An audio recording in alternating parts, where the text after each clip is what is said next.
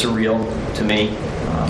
I've been involved in the missing persons investigations for quite some time, and so it was a difficult experience. There were a number of modifications to the interior of the home to fortify certain areas. Those were easily visible on inspection. This is a view from the hallway in the second floor of the room that was labeled, I believe it's room I, and that is the room that the investigation showed Amanda Berry and her daughter spent the majority of their time.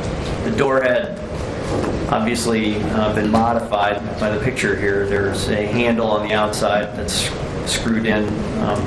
It functions to be able to pull the door closed, as there's no doorknob attached to either the inside or the outside. There is an eye bolt. It's hard to see here, but there's a slide lock, and then underneath it there's a small eye bolt that marries up with an eye bolt in the door jamb, so that one could secure the door from the outside with a lock. Then there's a hole cut in the bottom panel there, which was later determined to be a source of ventilation for the room. Why was ventilation needed? Weren't there windows in that room? There were windows, but they were boarded up from the inside. That's in the room where Gina DeJesus and Michelle Knight worked. Is there a commode there present in the room? Yes. And does that then show us the fabric pulled back to show the heavy board over the window? Yes. Next photo, please. That's a chain.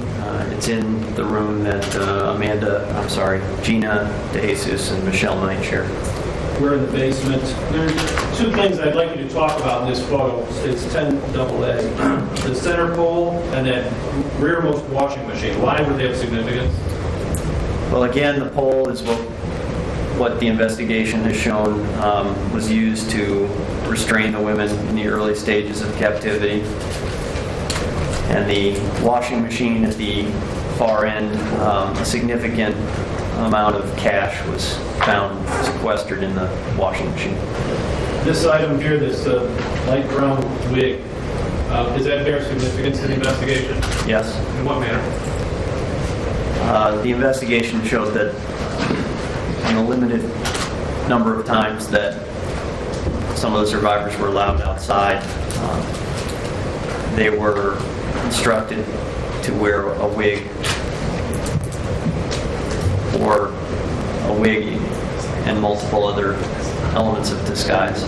Did Mr. Castro use his assets in terms of his cash monies that he had on hand to run an internal barter economy, if you will, with his victims? On occasion. And would he, after sexually abusing them, throw money at them, saying, here, you're being paid for the sex, in essence? There were reports of that. And would he then, in turn, if they wanted something special from the store, demand payment of them from those monies for him to go out and get items they were requesting? Occasionally as well, yes.